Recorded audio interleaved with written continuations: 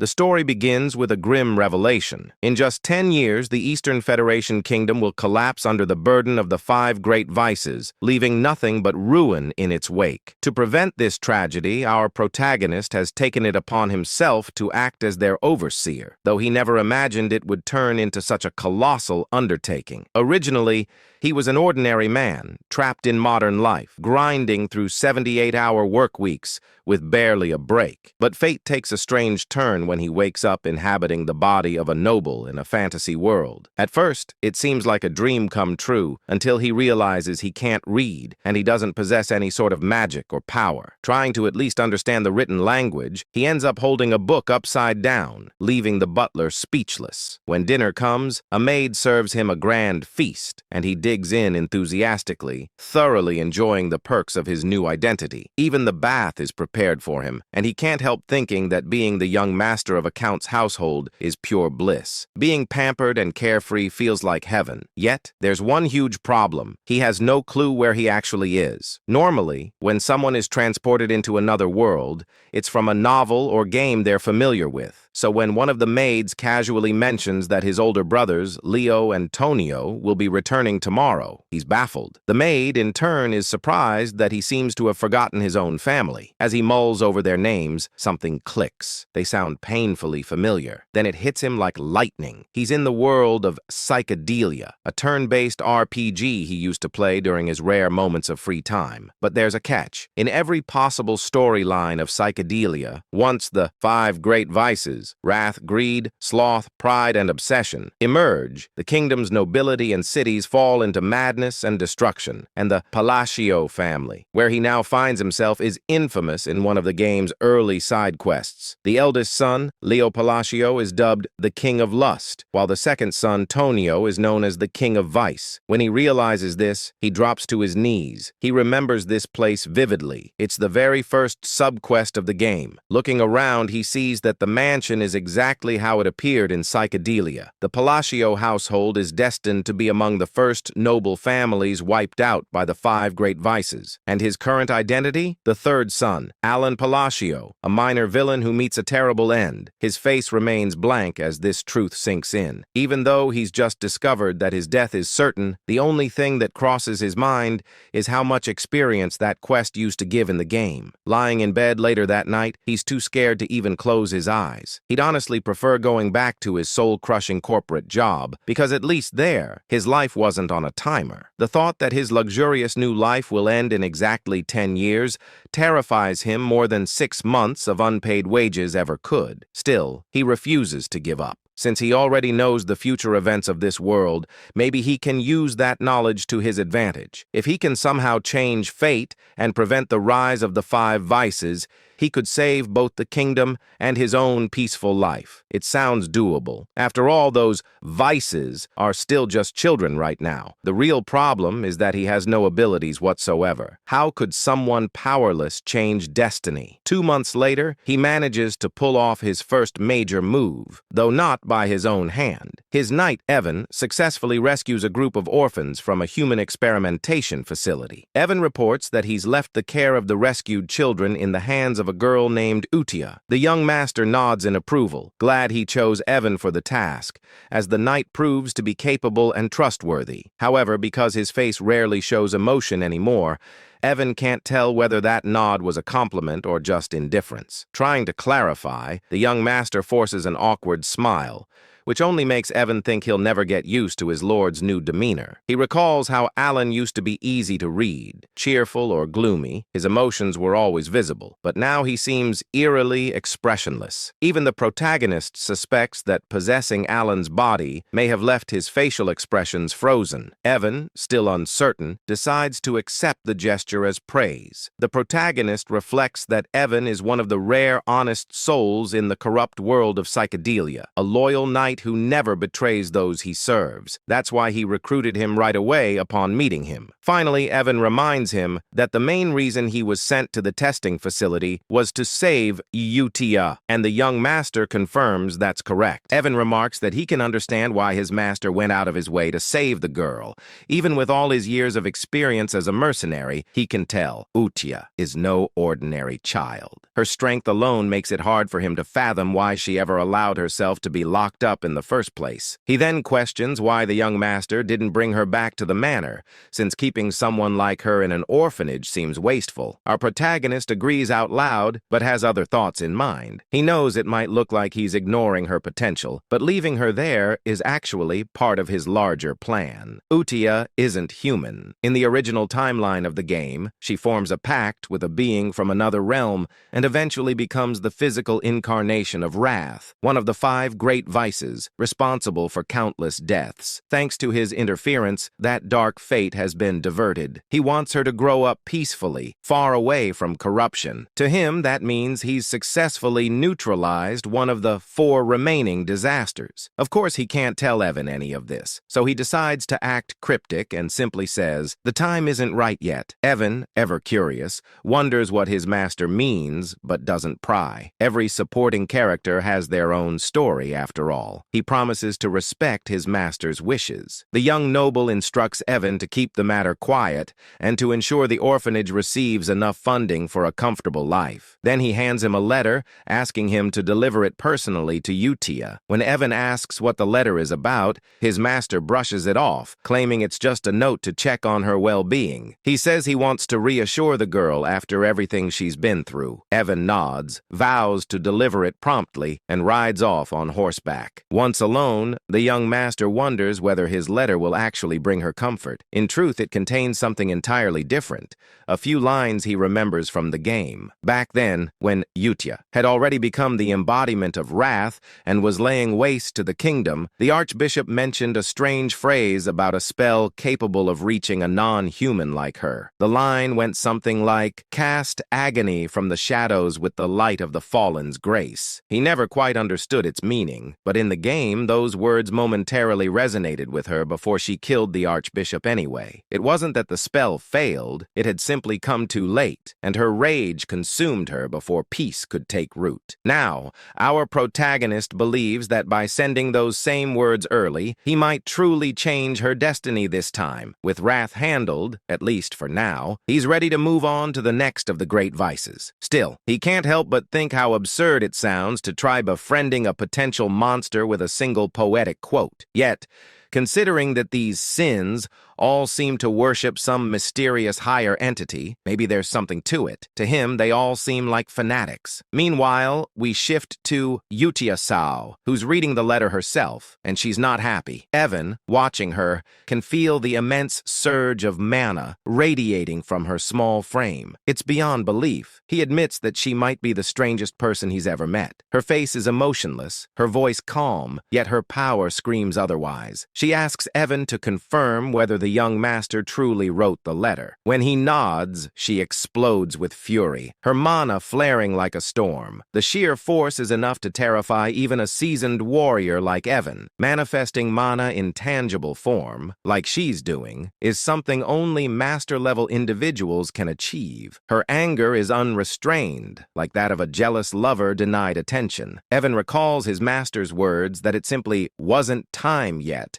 and blurts them out in desperation. Miraculously, that line works. Utia stills, interpreting the phrase in the letter as a hidden message meant only for her, a secret promise she believes only her master could have made. Evan stands there speechless, completely lost as to what's happening. Utia, still wrapped in her eerie devotion, declares that she understands him perfectly. Her demeanor is chillingly similar to a certain vampire-like guardian from another story. She is, after all, the daughter of monsters, the Scarlet Queen Utia, destined to embody wrath. Back at the manor, our main character feels confident that he's bought himself more time to enjoy his comfortable life. As he drifts off to sleep, he imagines the bright moon smiling down at him in silent encouragement. Before lying down, he places a primrose flower on his bed, thinking it's just a cute decoration. All he really wants is to live peacefully and luxuriously. Is that really too much to ask? Unbeknownst to him, in the Astria Kingdom, primrose flowers are used in funeral rites, placed on the wounds or graves of the deceased. Symbolically, it's a terrible omen. The next morning, he's in the library, buried under falling books that seem to be punishing him for his illiteracy. He's currently researching the third vice, or as he likes to call them, the landmines. The process is frustrating beyond belief. Evan soon returns, reporting that they've successfully rescued another child, thanks to the young master's directions. When asked, our protagonist makes sure the child was treated gently after being saved from an underground slave market. Evan assures him that she was, but before their conversation can continue, the library doors slam open with a deafening crash, sending papers flying everywhere. The intruder? Tonio, the second son of the Palacio family. He immediately starts mocking his younger brother, demanding to know how an illiterate fool like him dares to hold a book. Our MC, expressionless as always, just stares back. Tonio's taunting escalates, but the young master decides it's not worth the effort. He plays it cool, saying Tonio can use the library if he wants. He'll be taking his leave. Tonio, thinking he's asserted dominance, grinds his heel onto his brother's head with a smirk. Before things can go further, a knife suddenly whistles through the air, lodging itself into the wall beside them. A new voice cuts through the tension, scolding them for being too loud. The newcomer is Leo, the eldest son of the family. As Leo and Tonio start bickering, our protagonist takes the chance to quietly crawl away, completely unbothered. He remembers that in the game, the Palacio family was wiped out early on, but seeing them in person, he realizes how powerful and dangerous they truly are. The two brothers are constantly at each other's throats, fighting over who will become head of the household. Leo controls the city's underground pleasure network, earning the title of King of Desire, while Tonio runs the region's largest drug ring, known as the King of Vice. Watching them fight, the young master decides there's absolutely no point getting tangled in their mess if he wants to preserve his comfortable lifestyle. And so, with his usual deadpan look, he literally crawls away from the chaos while Evan calmly follows, as if this absurd escape were the most normal thing in the world. As Evan adjusts his young master's hair, our protagonist silently vows to live happily, even if it means staying a powerless, incompetent, illegitimate son. A bit later, Evan comments that the second child they rescued didn't seem like an ordinary kid either. Watching his master lazily recline in his chair, Evan can't help but question reality itself. How could a man like this, who complains constantly and seems incapable of serious work, possibly have knowledge about illegal slave markets and secret human experiments scattered across the kingdom? Evan figures it must be difficult for his young master to maintain composure around his vicious brothers, while the man himself simply mutters about how exhausted he is. Then Evan asks why he decided to send that second rescued child to the orphanage. Of course, the young master has his reasons. He knows this boy isn't just another victim, he's an anomaly. The child hails from the Escalian Kingdom, the central state within the United Realm. In the world of psychedelia, this boy is known as Dias Macallion, the second major boss. In the game, after enduring slavery and brutal abuse, he eventually becomes the living embodiment of the sin of sloth, wreaking unspeakable havoc across the land. Many players were shocked by the cruelty of his story. Despite being associated with sloth, Dias was anything but lazy. He was known for relentless determination and an unshakable sense of justice, repaying both kindness and vengeance many times over. That's exactly why our protagonist told Evan to treat Dias with utmost care and gentleness. Even now, he still shudders remembering the nightmarish difficulty of Dias's battle scenes in the game. Trying to maintain his mysterious, wise, noble persona, he tells Evan the same cryptic line he always does. It's not the right time yet. Evan nods, unfazed, having grown used to his master's strange riddles. He then asks if the letter sent to Eutia this time was related to the second child. The young master confirms, but the reality is more ridiculous. Inside the letter, he's simply venting to Eutia about how his older brothers keep bullying him. It's both pitiful and hilarious. Still, he claims that he asked her to look after the second child who isn't feeling well. Technically, that's true. Dias really does need time to heal. Meanwhile, at the orphanage, Dias sits alone, trying to hide his injuries and scars. Utia approaches him, studying him with cold curiosity. She asks if he's broken. Then, in a chilling tone, she mentions the Black Goat organization, and Deus flinches at the name. Slipping into her obsessive yandere-like demeanor, Utia tells him that even if he's damaged, he's still been chosen. She congratulates him for being acknowledged by the Blue Moon, which she defines as their master, the title she's bestowed upon our protagonist. It's clear she's forming an organization centered around him, and she promises Deus that if he remains loyal, he'll have his chance at revenge. Hearing this ignites something deep within him, and his latent magic, or perhaps the authority of sloth, begins to awaken. Satisfied, Utia happily decides to write her first reply letter to their master, grinning far too brightly for someone covered in mana scars. Back at the manor, the young master is buried in books, still researching clues about the third child. That's when Evan bursts into the room with alarming news. The second son of the Palacio family is dead. Even though our protagonist knew this event was destined to happen, the suddenness of it still rattles him. The funeral is held immediately, and to everyone's disgust, their father arrives with 2 escorts on his arms. Watching the scene, the young master can only think, even for this messed-up family, that's too far. He muses that psychedelia truly is the definition of a dark fantasy. As for Tonio's accidental death, something feels off. In the game, Leo had sobbed hysterically after killing his brother and claiming the title of heir. But here, Leo stands over the coffin smirking, not even pretending to grieve. At least try to act sad, our MC thinks to himself. Still, this isn't his problem. His focus remains on preventing the downfall tied to the 5 great sins. A year passes. Leo inherits Tonio's criminal network and transforms the chaos into a more stable, though still corrupt, domain. The Palacio estate grows quieter. During that time, Utia and the young master continue exchanging letters, becoming something like pen pals. He figures maintaining that connection will prove useful later. Utia writes frequent updates about the orphanage and the other children's growth. He's quietly proud, especially after noticing the sponsorship list keeps getting longer each month. Evan, munching happily on snacks, remarks that it's strange but definitely a good sign. Then he delivers the update our protagonist has been waiting for. They've located crucial information from the Intelligence Guild, an ancient text about the third child, the next landmine he must deal with. The young master nearly beams with joy. Finally, he can move forward. Everything seems to be going smoothly. Meanwhile, elsewhere in the kingdom, at one of Leo's drug depots, his henchmen brag about how generous their boss is,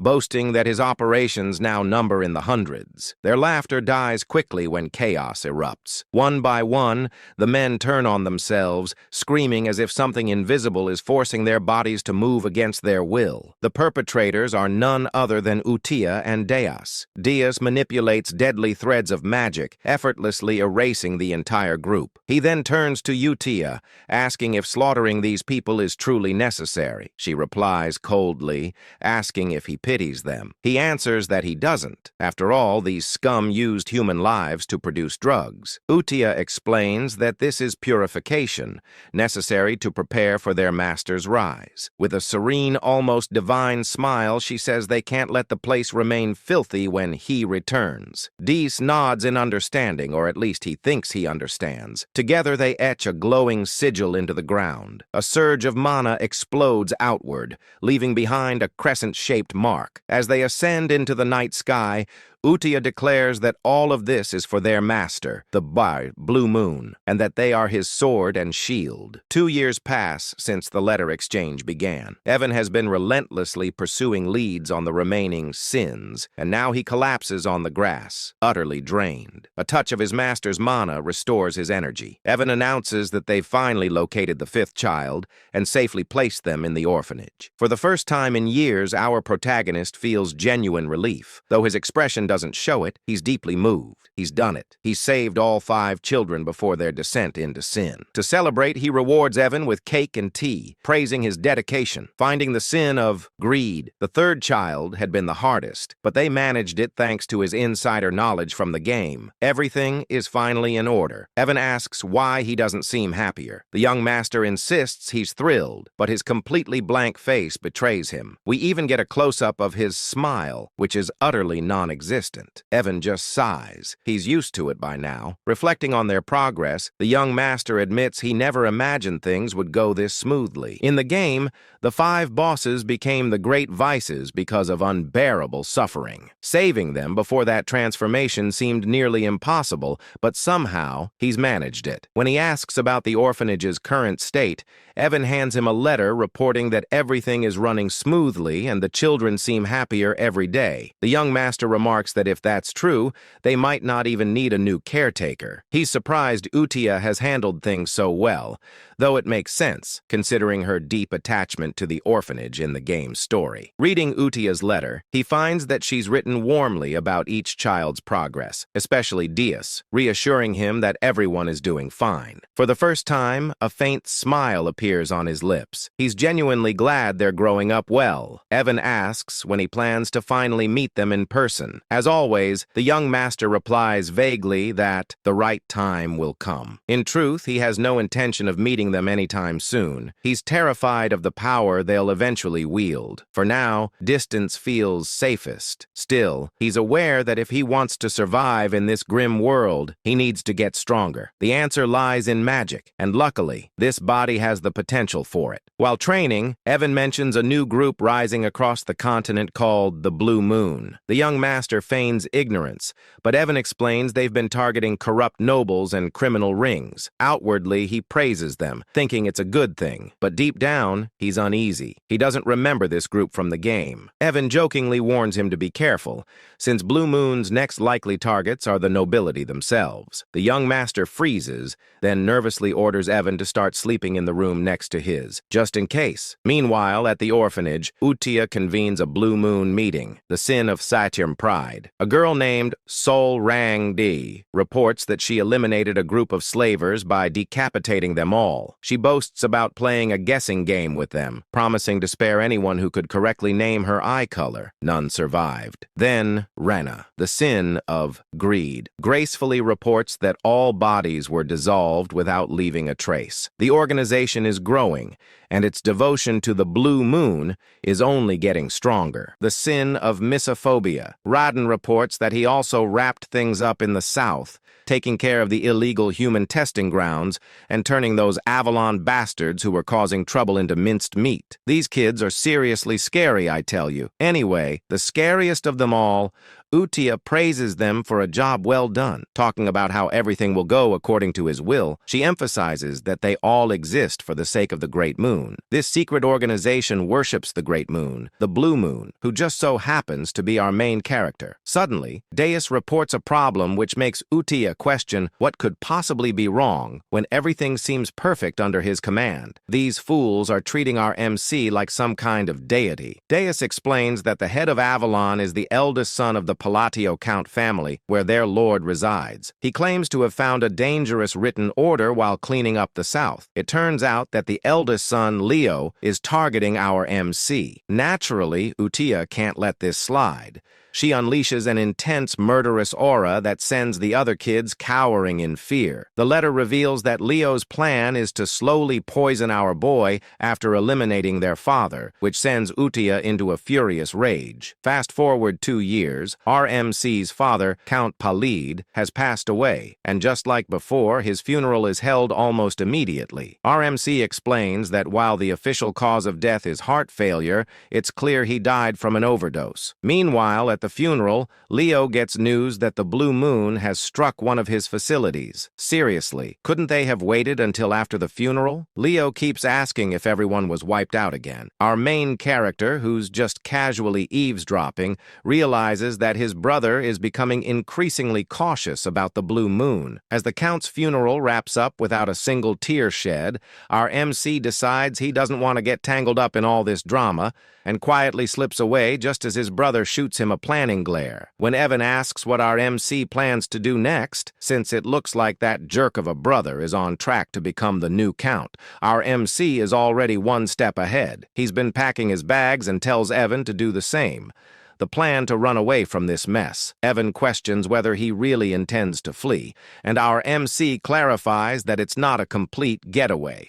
They're just heading downtown to lay low for a bit. When Evan asks if he means the town of Rodmill, our guy confirms it. He's been eyeing Rodmill for a while now, and it's a small town in the south of Paleo, making it the perfect hideout. Plus, he's timed it well since Leo has been giving him some seriously unsettling looks. Once they arrive in Rodmill, our MC actually starts enjoying life, whipping up some delicious-looking toast while Evan just goes along with everything like it's the most normal thing ever. But 3 days later, their peaceful existence is shattered when our MC is forced to return home for his brother's funeral. He can't believe he's back so soon. According to the game, Leo wasn't supposed to die yet. The cause of the death is a stab through the heart, which leaves our MC wondering who could have done such a thing. He tries to ask one of the servants about the details, but they scream in horror as if they're about to meet their end. It's not just that. All the servants are acting strangely, overly apologetic, and treating him like he's some kind of mafia boss. He can't help but wonder what's going on with these people. As he's making his way out, Evan catches up to him, and he asks him if he found out why the servants are acting so weird. Evan claims he did, and playfully wonders if our MC was the one who made the Avalon drug organization disappear overnight. Turns out Leo was the head of that organization, and now that he's gone, it seems like the whole thing vanished without a trace. We then flash back to the day our main character set off for Rodmill. Inside the carriage, Evan was curious, asking why he's heading to a small town like Rodmill instead of a bustling city. Our MC explains that a city is simply not an option for him. Rodmill is his ultimate destination, the end game in all his plans. He shares that his mission is straightforward: save the 5 great sins from their misfortunes to prevent the world from crumbling. Plus, since Rodmill isn't part of the original story and has a villa, it's the ideal spot for him. A villa is a separate estate, making it the perfect hideaway for a laid-back noble like him, where he can relax and do absolutely nothing. Honestly, I share that dream. If you like this video, it would really help me out with my bills and give me some much-needed downtime. Anyway, our MC gets serious when answering Evan's question, insisting that everything he does has a purpose. But after hearing the same old responses for a while, Evan calls him out, pointing out that he always uses those same lines when he wants to dodge a question. He tells our MC that he can't fool him anymore. Our MC is taken aback by how Evan has seen through his little lies. As their banter continues, Leo, who's been watching our MC drive away, contemplates whether he should kill him or not. According to Leo, it doesn't really matter if our MC lives or dies. He had already planned to poison him, but now that our MC has decided to leave for the border, Leo feels he has no reason to go through with it. Yet for some inexplicable reason, he still feels the urge to eliminate him. He instructs one of his henchmen, Alman, to follow the carriage. Alman, however, asks if that means he's supposed to kill the MC. This question leaves Leo baffled. Alman has never questioned him before, no matter what orders he received. He usually just follows them without a word. So for him to speak up like this feels a bit odd. Leo reminds Alman that his job is to obey him, but before he can finish, Alman lunges at him, stabbing him right through the heart. Leo, in shock, shouts out why Alman would betray him like this, but Alman simply replies that he enjoys playing war. We soon discover that Alman is actually part of the Blue Moon organization, and his real name is Hidden. He explains that they've been taught a creed by Blue Moon. Since the Blue Moon is essentially RMC's sword, it makes sense for them to act according to his wishes. However, if anyone dares to threaten the Great Blue Moon, RMC, they're allowed to take matters into their own hands, meaning they can eliminate the threat. Hidden reveals he's been waiting for Leo to give the order to kill their lord, and he can't believe it took 2 years for that to happen. Leo tries to argue that his subordinates won't let Hidden live, but Hidden counters that with Leo's death, the entire organization will be wiped off the continent forever. Looking at Leo's lifeless body, Hidden can't help but comment on how unfortunate this all is. If Leo hadn't tried to kill their great master, he might have lived a few more months or even years. Meanwhile, Meanwhile, in the present, our MC is enjoying his dream life in the small town of Rodmill. He wakes up whenever he wants and shares delicious meals with Evan, living the life of a true noble. But his fate would have it, his peaceful existence is shattered when he receives a letter. The letter requested that he step up as the next head of the family. Just like that, his carefree life came to an end a mere 4 days after it began, forcing him to return to the palatial state. However, things felt off. The maids and other staff were acting strangely around him. He couldn't help but wonder what was behind their odd behavior. Then Evan teasingly asked him when he had become the shadow leader, leaving him completely baffled. It dawned on him that all this fuss was due to the bizarre circumstances surrounding his brother's death, which had led to his current predicament. In his usual dramatic fashion, he started sobbing, pleading with Evan to help him understand why he was seen as the villain in this story. Evan pointed out that since he stood to gain the most from the situation, it was only natural for people to suspect he had a hand in his brother's murder. Right after he left the estate, Leo was killed, and our main character had the perfect alibi to step into the role of the next count. Realizing how his plan to avoid this mess had backfired, he felt a wave of frustration. But Evan tried to lift his spirits, explaining that with the drug organization, Avalon out of the picture, and his brother gone, he wouldn't have to worry about anything anymore. Evan jokingly added that in short, our main character was now the new shadow leader of the county, who had supposedly orchestrated the assassination of a swordmaster. Despite Leo's scummy reputation, he was still regarded as a swordmaster. Our main character began to ponder where to even begin, as he couldn't think of any organization capable of taking out a key figure in the underworld so swiftly. He asked Evan about the group he had heard hunted other organizations, to which Evan wondered if he meant the Blue Moon. Our main character speculated whether the Blue Moon could be behind his brother's death and the downfall of Avalon. However, Evan quickly clears things up, saying that according to the Information Guild, the Blue Moon isn't to blame. Instead of leaving behind bodies, the Blue Moon is known for marking the moon itself. That's just how it operates. But it's rumored that all the members of Avalon met their end with a sword through the heart. Evan can't help but tease our MC, joking that the road to hell has been opened. But putting jokes aside, our MC reflects on his game knowledge, realizing there shouldn't be any organization called the Blue Moon, which means they can't be responsible for this mess. But if it's not them, then who could it be? As he tries to piece everything together, the scene shifts to the orphanage where Utia is holding a meeting with the other great sins. She asks if everything went smoothly, and Reina, the sin of greed, confirms that she left no traces behind. Surang, the sin of pride, adds that there was no one left alive on her end, just corpses. Diaz chimes in, boasting that he took out all 486 soldiers of Avalon. His magic is quite something, like a beautiful butterfly tangled in spiderweb. Then there's Rodon, the sin of misophobia, who also confirms that he cut down all the bad guys in half. Utia praises them for their work,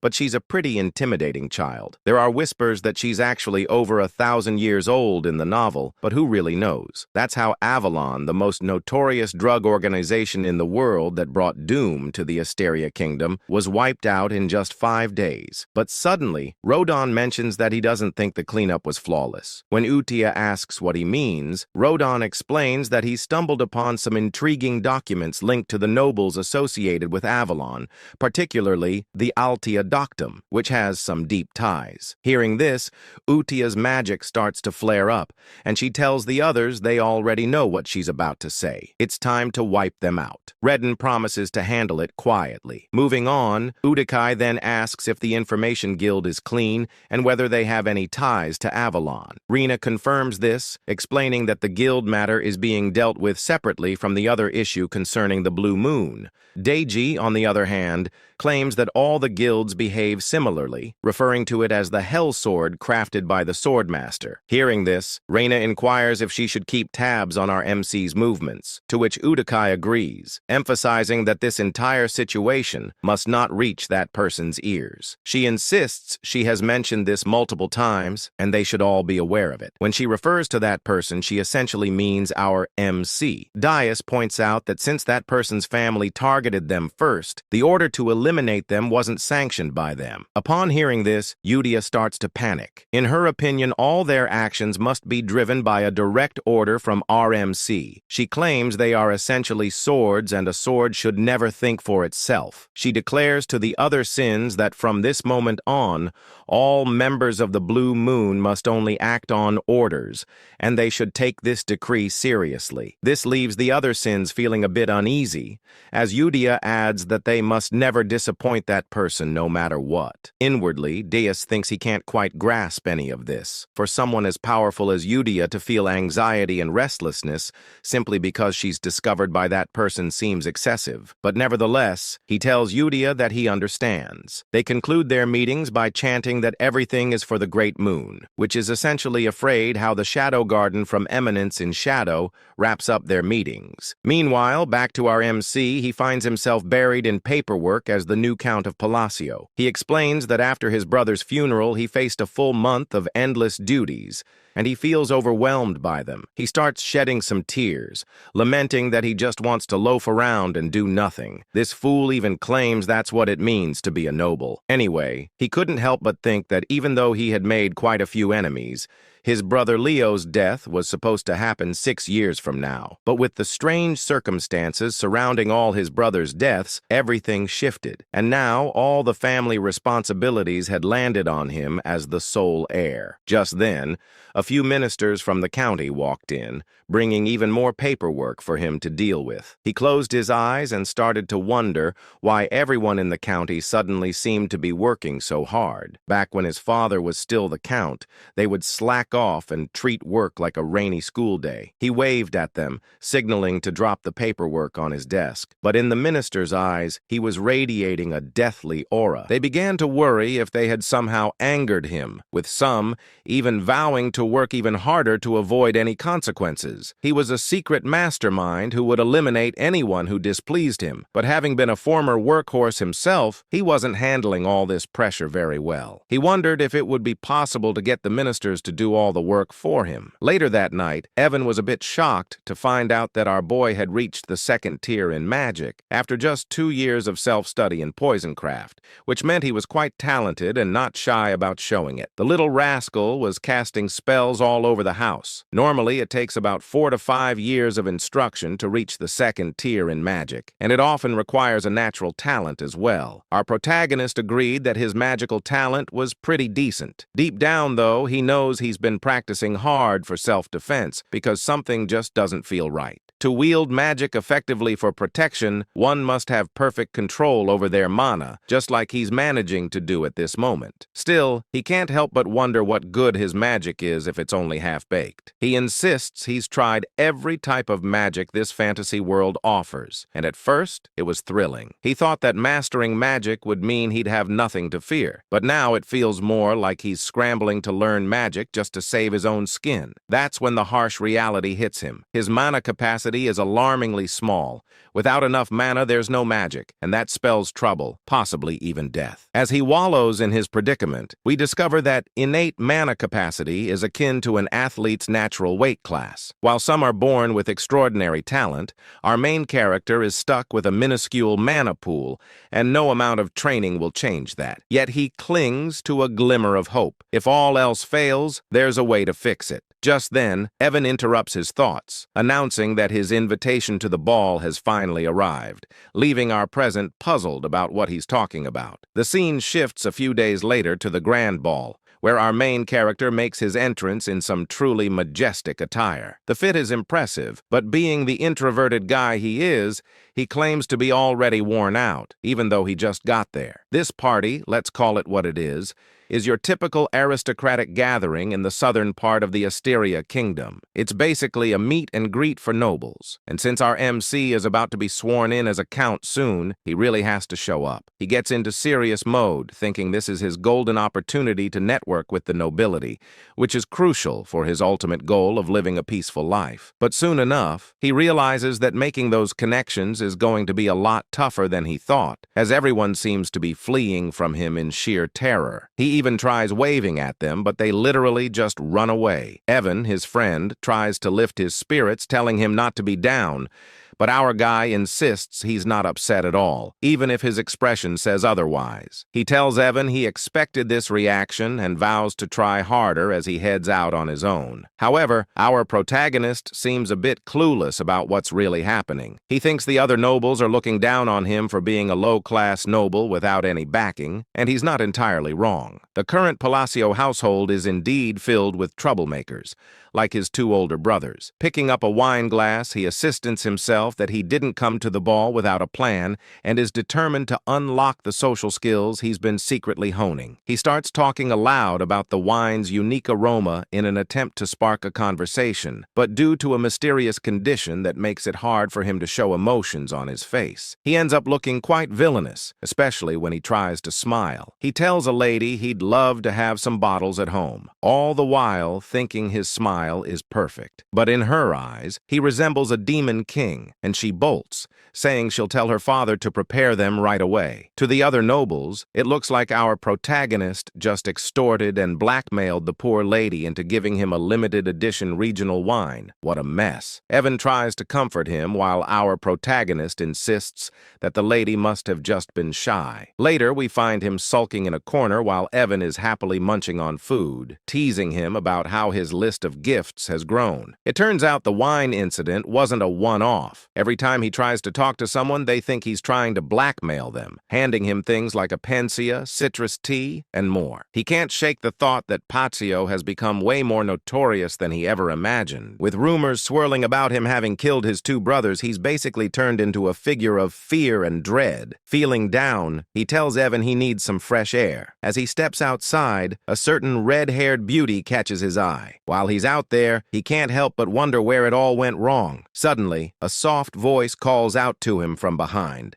asking if he has a moment. He turns around, puzzled about where the voice came from since he doesn't see anyone. Looking down, he finally spots a cute young girl who introduces herself as Loria, the third daughter of Duke Altia. Hearing the name Altia, our MC recognizes it from the game, and he explains that the Altia family was one of the 3 major shadow players in the psychedelia game known as the Northern Troublemakers. This realization stung a bit, as he had hoped someone normal had actually spoken to him. He also wondered why he couldn't recall this girl at all had she not appeared in the game. Loria, however, was straightforward, asking him to lend her his strength for protection, as she will be facing an assassination attempt soon. Loria explains that she's in serious trouble and needs our protagonist's help, but when he looks at her, it's clear he's unsure. You see, Loria has been living under the protection of her father's mistress, but now that her father's health has taken a turn for the worse, she fears her older sisters might try to eliminate her. Our main character can't help but think this situation mirrors his own past with his brothers. As he gazes at her,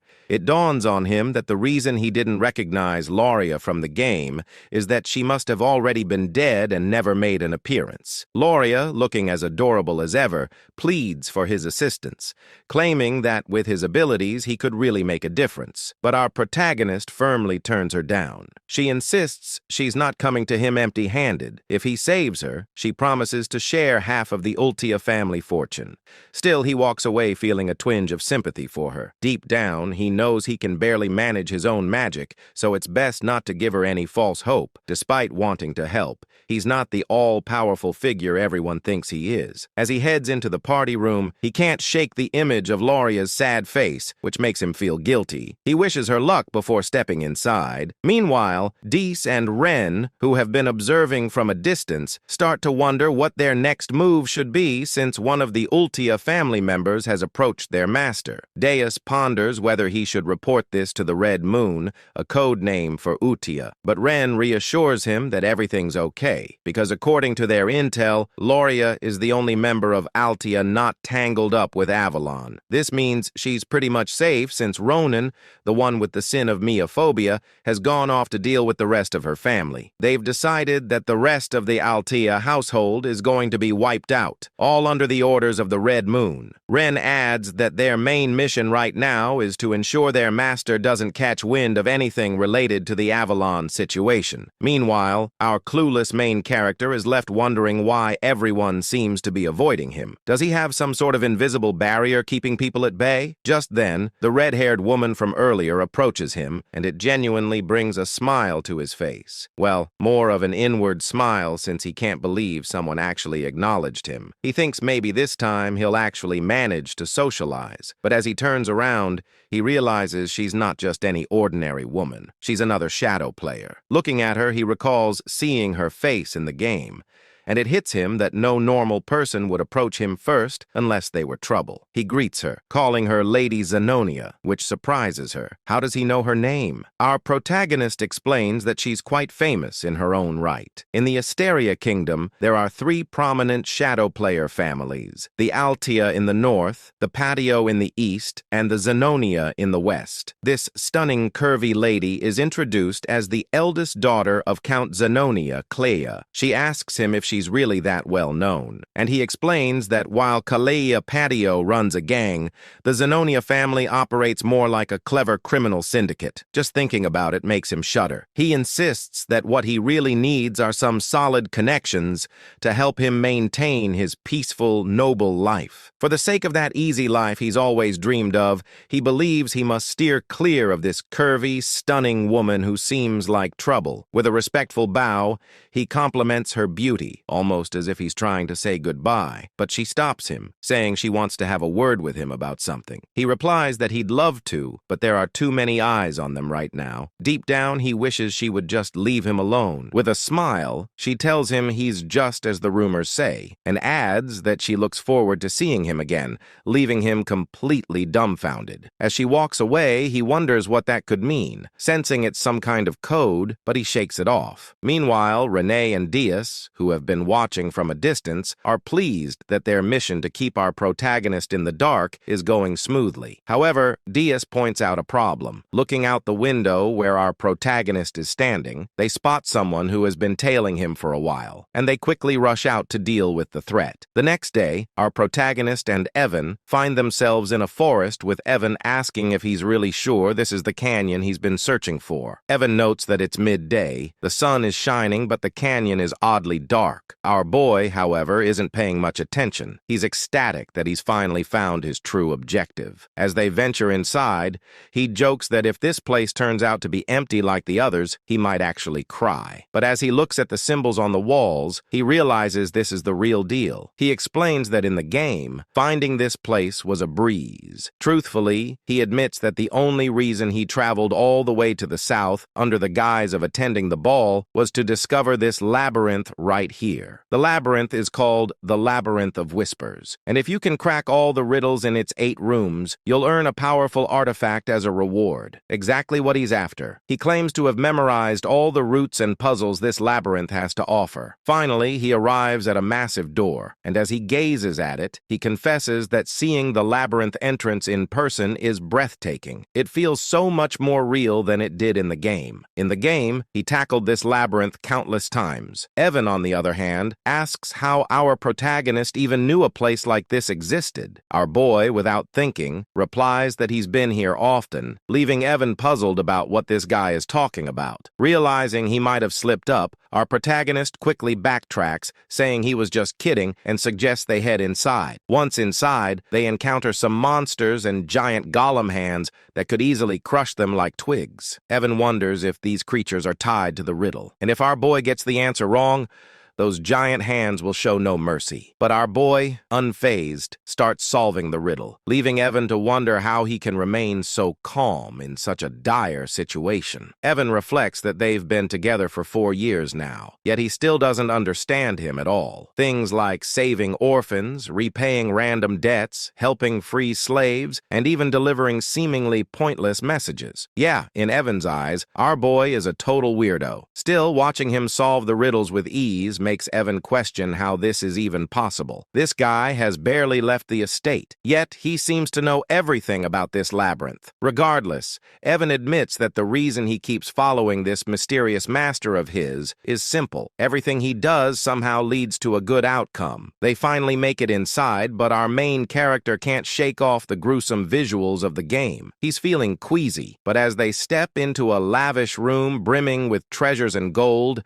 his attention is immediately drawn to a hand statue adorned with multiple rings. He declares that their goal is the black ring and insists they should grab it and get out fast. Meanwhile, Evan, who's busy stuffing his pockets with gold, questions why our protagonist is so fixated on the black ring, which looks like the least valuable of the bunch. Our hero explains that taking anything else could lead to trouble down the line. Deep down, he realizes he's finally got his hands on the ring that holds the oath of restraint. As they start to head back, our MC feels pretty pleased with himself, thinking that snagging the ring was a breeze thanks to his gaming knowledge. But Evan suddenly gets a bad vibe and points out that the rock piles they passed while entering the canyon are actually golems, and they seem to be stirring. Evan quickly gets into battle mode, feeling anxious about their situation. To him, these golems are total unknowns, making this a nightmare scenario. He thinks that if he can just get his young master out safely, he wouldn't mind sacrificing himself. But our protagonist steps up, telling Evan to stand down because he'll take care of the golems. As the golems prepare to attack, Evan urges him to find an escape route first. With the golems closing in, Evan shouts a warning, saying his second-tier magic won't be enough to handle them. But our MC stands tall, confidently, invoking the Oath of Restraint, which activates the black ring. Suddenly, time seems to slow, and he finds himself in a different dimension. A voice introduces itself as a fragment inheriting the great will of Nasilla, instructing our protagonist to state the two restrictions he wishes to impose on himself. Our main character finds himself in a pretty intense situation. In the game, this part showed up as a choice window, but now hearing this mysterious voice and seeing a gigantic face looming in the dark cosmic expanse is a bit overwhelming. The Oath of Restraint is an absorption-type artifact, and as the name suggests, it lets the user impose limitations on themselves in exchange for power. However,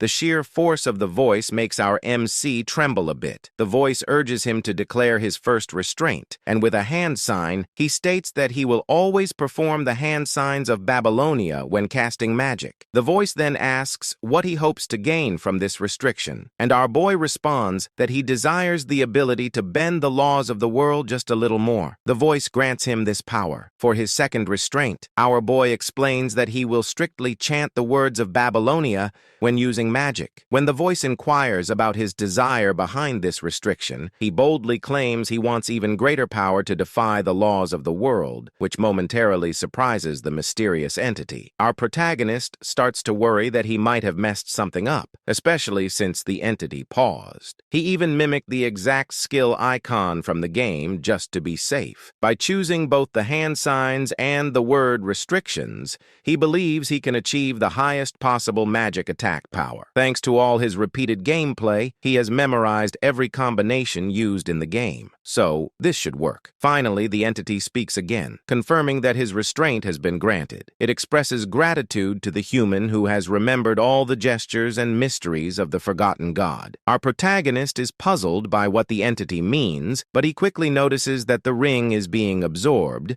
indicating that all the restrictions were successfully applied. The entity concludes by telling our MC that it will always be watching over him as the one who will inherit its will, whatever that means. Just then, time seems to start flowing again, and it's right as the golems launch their attack on our MC. Evan tries to reach him, but our hero, unfazed, begins to cast his magic. He can't help but chuckle at his own spell, thinking how in the game it looked so impressive and powerful. But now, thanks to his meager mana, it's just so small. He gathers it in his hand, reflecting that no matter how hard he pushes himself, this will always be his limit. But hey, it's time to test out his new restraints. I have to say, his magic looks majestic. Maybe it's the pose. Anyway, he starts chanting, with the first word being refraction, which makes his magic begin began to take shape. Then comes repulsion, causing it to swell in size, transforming into a stunning blue light of electric magic. The magic ball is massive. Using hand signs, he adds another chant for direction, and finally, he unleashes it. The way he does it is so grand, reminiscent of how Gojo releases his hollow purple. The sheer power of our boy's magic leaves Evan in shock, as the lightning obliterates all the golems, turning them to dust. In the aftermath, Evan can hardly believe his eyes, wondering what on earth just happened. He asks our protagonist if he's been hiding his power all this time, but our boy shakes his head. Evan explains that in all his 15 years as a mercenary, he's never seen anything like that. He questions if our MC is really sure that was second-tier magic, to which our boy confirms, though deep down, he's just as confused about what transpired. He admits that this wasn't at all like it was in the game. In the game's turn-based battle system of psychedelia, magic could be enhanced each turn through hand signs or incantations. This time, he boosted the chain lightning magic with all 4 incantations and hand signs for a total of 5 turns. In other words, he simply used magic settings for a large-scale lightning spell. However, because of his restraint oath, he had to use the hand signs and incantations for all his magic, meaning his spells were enhanced time and again. Even so, our protagonist felt that the second-tier magic he used was a bit over the top, and the results exceeded his expectations, which caught him off guard. Meanwhile, Evan was just relieved they made it out, and as he sat down, he remarked that watching the battle was way more exhausting than actually fighting. He asked our protagonist, who had created such an unpleasant canyon. After a moment of thought, our hero realized that the Maze of Whispers had a different name in the game. The map layout and strategy guide were posted on the game's community website, and it was called The Maze of Paladon. He told Evan that a guy named Paladon was the one behind it, but Evan was too worn out to even process that information. I really love this duo. Our protagonist grabbed Evan, saying they needed to head back home because he had something in mind to do once they got there. This made Evan question why his usually lazy master was suddenly so motivated today. Our main character explained that every time he picked a hand sign that matched the spell's attribute he was casting, the power increased. If he chose the right incantation, the magic properties would get enhanced, which is how the game mechanics were designed to work. The only difference was that, unlike in the game where the visuals remained the same and only the numbers went up, in this world, the spell actually changed shape with each incantation. But he suddenly wonders if this only applies to him, especially since he's particularly skilled at controlling mana. He decides he'll need to test it out once his mana has recovered. But for now, he's just relieved that everything turned out okay. As they prepare to leave on their horses, we see Ren, who has been quietly following our main character, watching the whole scene unfold. She quickly makes her way to the canyon, and upon arriving, she spots the runes on the wall and realizes she can actually read them. She explains that these are the glyphs of the Aleph Empire,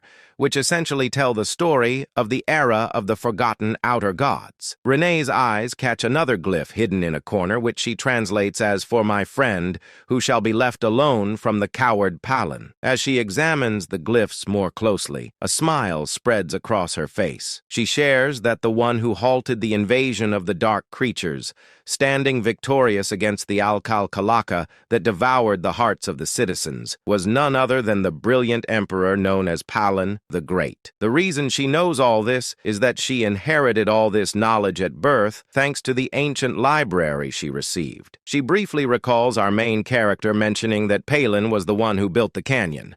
But as usual, she misinterprets the situation. She thinks that she knew our MC was special since someone like the bloody Queen Udia follows him, which is a pretty big deal. Having someone like Udia as a subordinate is something you'd only read about in history books. However, she continues to believe that our MC is actually a friend of Palin, completely misreading the glyphs he saw. Moreover, she claims that the phrase "our boy used while casting magic" doesn't exist anywhere in the ancient library, which only strengthens her belief that our MC is truly remarkable. Blushing, she admits that Udia was right all along, feeling a bit embarrassed about having followed followed orders without question all this time. And just like that, our boy ends up with another yonder in his harem. Kind of a strange thing to say since they're basically just kids, but I digress. Anyway, Rena spots Deus arriving and immediately asks if he got any info from the fool who was tailing their great master. Deus responds that the idiot is dead and he didn't even do it. It's more like the guy's head just twisted in midair. Rena insists they need to report this back to Udia for processing,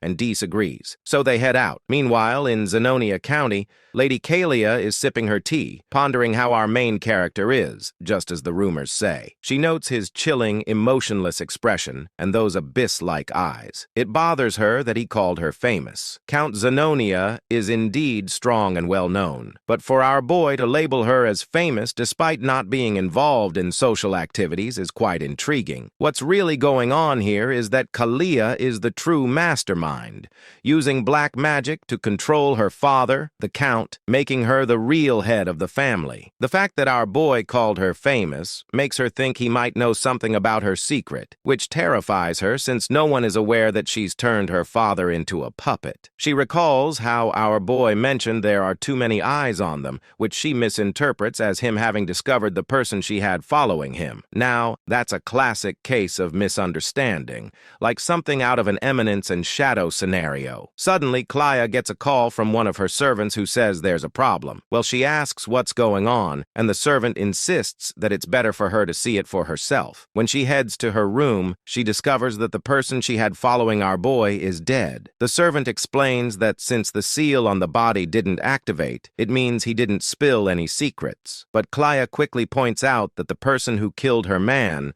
must have intentionally brought him to her room. Frustrated, she starts questioning how our boy figured out she was the one who sent this guy to tail him. And just like that, our boy gets misunderstood once again. At the grand halls of the Alta Ducal estate, the scene unfolds as Loria walks through the quiet corridors, her face heavy with disappointment and fatigue. Her mind drifts with thoughts of regret and realization. As expected, she knew he was not someone to underestimate. The distinguished one of the underworld, a man who possessed cold eyes, much like her father's. He was the kind of person she must never make an enemy of. Once he had been her last lifeline, but she knew he would never accept a deal that could bring him significant losses. All her assets and power had been stripped away by her sly siblings. The eldest daughter, Mararian, the second son, Ki, the eldest son, Tamion, and the second daughter, Pai. With nothing left, she had survived only through her father's love and mercy. But now, even that seemed uncertain. As she walked deeper into the estate, lost in despair, she whispered to herself that she no longer knew what to do. The moment she entered the estate, the maids rushed toward her in panic, their voices trembling. They cried out, calling for Lady Loria, their faces pale with fear. They told her that Lady Pine and Key had taken their own lives. Shock spread across Loria's face, her body frozen in disbelief. Her thoughts raced. Those people would rather stab their own family, and yet they took their own lives. It didn't make any sense. Fear gripped her heart as she asked about Tamalian and Marianne. Soon after, she was shown a horrifying sight. Both Talon and Mararian lying lifeless, their swords buried into each other's chests. Gloria's body trembled as terror consumed her. Her mind screamed with confusion, wondering why and how such a tragedy had occurred. Meanwhile, outside the Altia estate, Radon was seen leaving swiftly, a faint smirk curling on his lips as he muttered to himself, "Successfully eliminated." Gloria's mind flashed back to Alon's earlier words, the ones that had hinted that good things would soon happen. Remembering that, she felt an icy dread run through her veins. A realization struck her. The true mastermind of the Count's household, the one who had hidden his claws and waited for the right moment to seize power, had finally made his move. This was exactly what he meant. Now she had become the only successor in the ducal family overnight. A bitter laugh escaped her lips as she wondered what kind of monstrous devil she had made a pact with. But she knew there was no going back now. Those who betrayed him had already met terrible fates. There were too many precedents. She told herself that she must walk the path she had chosen, no matter how dark dark it became. A sudden determination lit up her eyes. 2 months later, a grand gift arrived at Duke Alea's estate, addressed to Alon. Upon seeing it, Evan's eyes widened in surprise.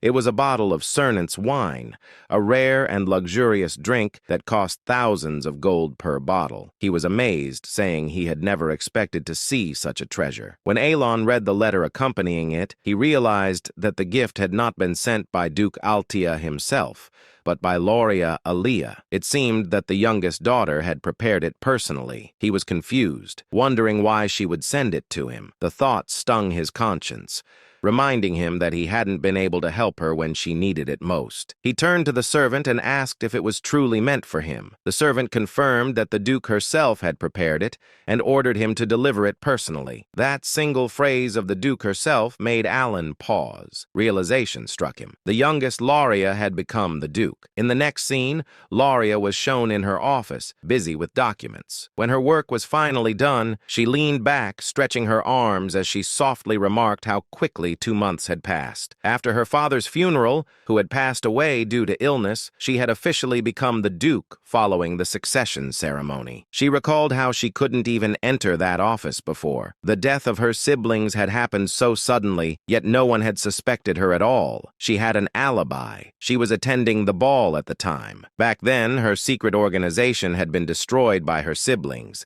leaving her utterly powerless when she returned to the mansion. Later, she came to understand how deeply he had calculated everything. He had declined her plea with indifference on the surface, but had perfectly cleaned up everything behind the scenes. She wondered just how far into the future he had planned all of this. She hadn't even informed him about her father's funeral, not wanting to trouble him. Yet, he still helped her. It was clear that he had a reason. He needed Alea for some part of his grand plan. Although she had successfully merged all the subordinate organizations under Altea, it still wasn't enough to match the immense power he hid behind his calm facade. That only meant one thing. He wanted something from her. Palatio, the distinguished figure of the underworld who had risen through sheer business prowess. If there was one thing she possessed that he didn't, it was her ability to manipulate the political stage from the shadows. He needed the Altea name for now. She decided to focus on what she must do, believing that the distinguished one would contact her soon. She hoped he would appreciate her gift of gratitude. The scene shifted once more, showing Alon in his quarters as Loria's servant bowed before him, saying that he would take his lead. Alan stood still, lost in thought, still unable to process the news. The fact that Loria, who had once been threatened with death, was now the Duke, didn't sit right with him. Evan noticed his troubled expression and wondered silently what was wrong with him now. A few months passed. The narration marked that this was 5 years before the original story began. Evan entered with excitement, calling out to Alan and addressing him as the young master before quickly correcting himself to call him the Count. Alan replied calmly that the succession ceremony hadn't taken place yet, but since a year had already passed, he supposed it was fine to be called that. Despite his words, he sighed quietly, thinking that he had never planned on becoming the Count. Still, since he had already adjusted to it, he decided to make the most of his noble status and use it to his advantage. Evan then handed him a letter saying it had arrived from Utia. Alon received it with a thoughtful hum, asking if there had been any information found about the assassins who killed Leo. The two men walked into the library, and as they took their seats, Evan responded that nothing had been revealed yet. The Information Guild was still investigating, and they would have to give it more time. He then looked at Alon curiously and asked what his next goal would be. Assuming that revenge was not his intention anymore, both of them sat in silence within the Grand Library. Alan sat in deep thought, realizing that all the things that slightly differed from the original game were probably butterfly effects caused by his own actions. Accepting this, he decided that he would simply be prepared for any unexpected events that might come his way. Evan, observing him, remarked that he suddenly sounded like a real count. Alan responded casually and brushed it off, but his curiosity soon drifted to the letter he had received. He wondered what Utia had written this time. Opening the letter, Alan began to read. Utia had written warmly, asking if he had been well. She mentioned mentioned that, as always, they were all doing okay and that everyone was pursuing their own hobbies. Dios's puppet shows had now reached a professional level, while Seoler loved to play and learn with her friends. Reinar quietly spent her days reading and making things, while Radan had developed a new hobby of tending his garden. As Alan read the letter, a gentle smile spread across his face. The routine of exchanging news every month had become something familiar and precious to him. It warmed his heart more and more each time he received a letter from them. Though he had never seen their faces, knowing that they were all growing well brought him a deep sense of contentment. The smile on his face was something he couldn't help but wear. A sudden realization struck him as he thought about it further. The 5 of them, the children, were already old now. Evan, noticing his expression, responded to his sudden thought, saying that they were ready to step out into society. Some of them even left the orphanage earlier than expected. The ones Alan had once ordered to save had now reached that age. Alan realized that the 5 from the orphanage were no longer the small, fragile children they used to be. They had grown. He quietly acknowledged that it was time to let them go. Evan seemed surprised, reminding him that he had placed them all in one place because they had been wounded. But Alan calmly reasoned that there was no need to do that anymore. The time had come to let them go. He thought to himself that he had cared for them enough to ensure they would not awaken as deadly sins, and because of that, they should be fine now. Evan agreed, noting that since they were all in good health, it was time to move forward. Alan's mind drifted toward his knowledge of the original game. Each boss battle had a rough outline of its setting revealed through narration. Utia possessed the talent of faith. Dios had the talent of the sword. Rina had the talent of studying. Seorang had the talent of a fighter. Roden had the talent of an apostle. If they used their talents in the right fields, they would surely thrive. The thought filled him with satisfaction, as he mentally declared it a perfect plan. Feeling determined, he decided that while he was at it, he should also prepare a gift for each of them. He had planned on giving them gifts anyway, and now seemed like the right time. As evening arrived, his work for the day finally came to an end. Evan stretched and exclaimed with relief, saying that he would step out for a while before returning soon. Alan waved him off, bidding him goodbye. Alone in the quiet office, Alan smiled to himself, wondering if he might one day receive something back from them once. They became successful and influential. His thoughts softened as he hoped his letters would guide the children to step confidently into the world. Meanwhile, in another scene, Utia received Alan's new letter. Gathering everyone around, she announced that the orders had arrived. This time, however, the message had been delivered to each of them individually. The group grew silent, reading their respective letters with focused expressions. Though Seorang couldn't contain her excitement, her eyes sparkled as she eagerly unfolded her letter, marking the beginning of another chapter in their intertwined fates. Meanwhile, Yisha finished reading the letter sent by Alan. She announced excitedly to everyone that new orders had arrived. This time, Alan had delivered them individually, which surprised all the members. But before anything else, Yusa suggested that they should read the previous letter as well. Since the new instructions seemed to require a high level of attention, Xiang spoke cutely, mentioning that only Yusa had been able to read the earlier letters. Yusa explained that since Alan had given each of them a personal order, it meant he had decided it was time for everyone to see the contents themselves. The letter written by Alan made Seorang and the other sins react like curious kitten. Seorang clumsily repeated the first line of the message Alan had written. "How have you been lately? It seems you have many talented friends. If you need anything, let me know." Renee commented that it sounded like ordinary small talk, but Yusa smiled.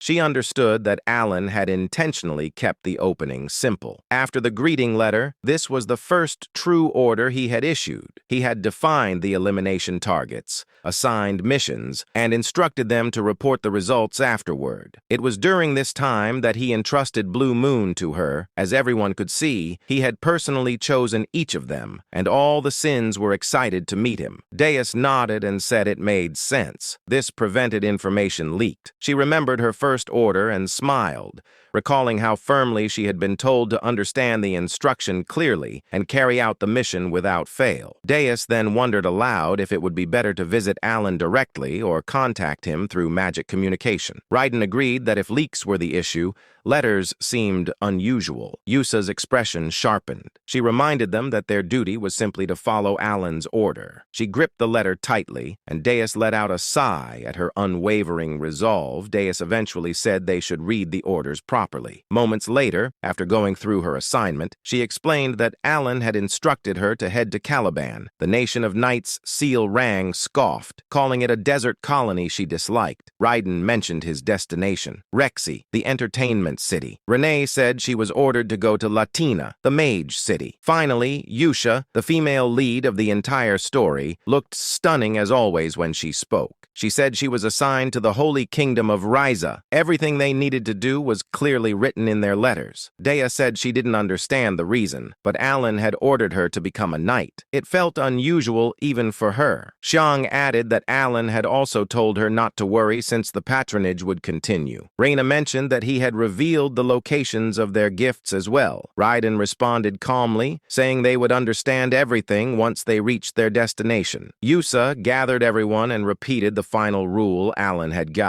They must never mention the name Blue Moon. Everyone agreed and prepared to leave. Next day, all the members assembled and departed to carry out Alan's orders. 3 months later, inside his office, Alan sighed. As expected, there was no noticeable change in the field of magic. He continued reading advanced magical texts to increase his capabilities and muttered that he would have to experiment on his own, ridiculous as it felt. Suddenly, he looked at his knight, Yuan, and asked what he was doing. Alan then remembered something and questioned him about the investigation into the killing of Leo. Yuan replied that the Information Guild still hadn't found anything. Alan seemed surprised for a moment and asked if there was anything else to report. Then he whispered under his breath that the butterfly effect caused by saving the 5 deadly sins had already gone out of control. Even Lyra, who was never supposed to appear in the storyline, had become the Duke of Ayla. The thought distressed him. She was expanding her power and influence at a terrifying pace within the underworld. Alan let out a tired chuckle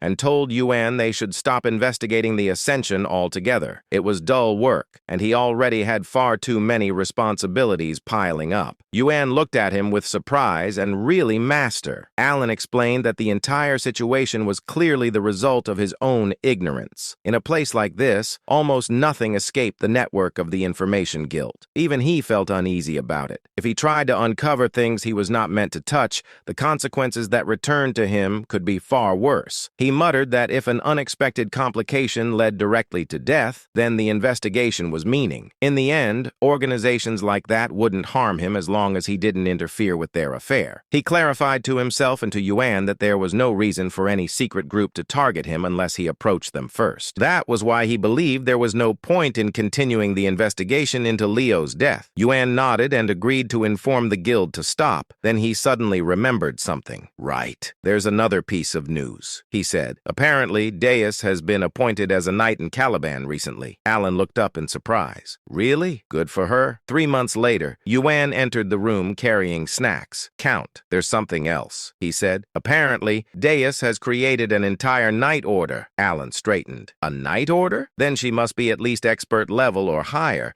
Could she already be at the level of a sword master? Yuan replied that Deus had indeed reached the level of sword expert. Alan thought quietly, noting that it hadn't been long since she was first appointed. Students across the continent were now talking about it, claiming the world would see a 5th Master Knight within 10 years. Alan raised an eyebrow. Deus, the future Master Knight. You mean the one they call the Sword of Caliban? Yuan chuckled. Yes. She's incredibly talented. Caliban must be in an uproar because of her. She keeps gaining more recognition and followers with her swordsmanship. Alan silently admired her progress. 6 months later, Almost a full year had passed since the 5 deadly sins left the orphanage. Alan had slowly grown accustomed to the responsibilities of a count when Yuan rushed in again with news. "Count, something very recent just came in." Alan asked what it was. Yuan replied, "Deus officially become the Sword of Caliban." Alan froze in place. That meant one thing. She had become the 5th Master Knight. In the next moment, Alan said calmly that only a sword master could become a Master Knight. He explained that the sword master of Physidalia was a superhuman who had surpassed the aura blade and unlocked a unique ability known as deviation. He looked at Yuan and asked if he was really saying that Deus had become a sword master. Yuan interrupted and clarified that she was about to reach that level. She hadn't created her deviation yet, but the nation had granted her the title of Master Knight regardless. Not only had she defeated the 4th sword in a duel, but Caliban had also lost one of their Master Knights to the northern barbarians. Alan thought for a moment and acknowledged that the two sides had been at war for more than a decade. Yuan continued, realizing mana and learning to control it took around 5 years, while creating a deviation usually required decades. The first sword, Reharnett, had been 32 when he became the youngest Master Knight in history. He had wielded a sword since the age of 5 and was unmatched in strength. Even with that talent, it had taken Reharnett over 20 years to reach that level. Yet now, a child who once knew nothing about swords, Deus was becoming a Master Knight. Alan's eyes widened. So, if she's only waiting for her deviation, does that mean she has already surpassed Reharnett? She might reach Swordmaster status soon. A small smile appeared on his face. Maybe I can benefit from her sooner than I thought. Yuan quietly took note of his reaction. Alan looked at the letter with surprise and murmured that perhaps he couldn't do anything more. But Yuan immediately insisted that he should not blame himself. Alan held the letter again and explained that he only ever received letters from Yusha. Even after she left for the Holy Kingdom, she continued to send them regularly. Every letter contained news about the 5 deadly sins she grew up with. It seemed they stayed in close contact. He sighed, saying that even though none of them had ever seen his face, they could have at least thanked him for the gifts. He paused, then slapped his cheeks lightly and corrected himself. He was already grateful that they hadn't destroyed the entire kingdom. After awakening as the 5 deadly sins, Alan whispered that as long as they were living well, he was genuinely happy. Then scene shift to Caliban, central area of Kritham. Caliban, the central district where high-ranked nobles resided, held the grand mansion of the illustrious Sor Scapliff Knight Order inside. Countless knights practiced their swordsmanship. At the top of the hill stood Deus, now in full knight uniform. He looked immense, calm, and strikingly handsome. His title echoed across Caliban. Deus Mark Lane, captain of the Sor Scapliff Knight Order, youngest Master Knight in history. A girl suddenly waved at him with joy. Brother Deus smiled back. He looked far older and more composed than in his childhood. He smirked softly, thinking that even after a full year had passed, the memories still made him feel embarrassed. He remembered the day he lost everything to the black corruption, how his sister fell into darkness. Deus had been consumed with uncontrollable rage trying to protect her. His hatred dragged him down repeatedly to the point where he was nearly imprisoned. He had completely fallen into the dark. The fact that the great moon saved his life wasn't reason enough. He had sworn his allegiance out of desperation, believing it was the only path left. He thought of Yosha's voice and reminded himself of the promise he had made to take revenge with his own hands. Working under Blue Moon placed him in countless dangerous missions. He never complained, never hesitated. Each assignment became a stepping stone toward facing the black forces. After several years, he finally received his first personal order. When he opened the last letter, he had been confused. The order was different from anything Blue Moon had given before. It led him to a small inn in southern Caliban, where he was told to retrieve a gift. At first, it didn't excite him. Gifts meant nothing to someone who had lost everything. But when he arrived at the location, Deus instantly understood what his master Alan had been trying to give him: The gift was his sister, alive, safe, and waiting for him. His eyes trembled with disbelief as he read the final line of the letter. "The gift from the great moon is your family, the one you thought you lost forever." Deus broke down. Tears streamed uncontrollably as he ran forward and embraced her with shaking arms. His sister stared at him in shock, unable to believe what she was seeing. To Deus, she was more precious than his own life.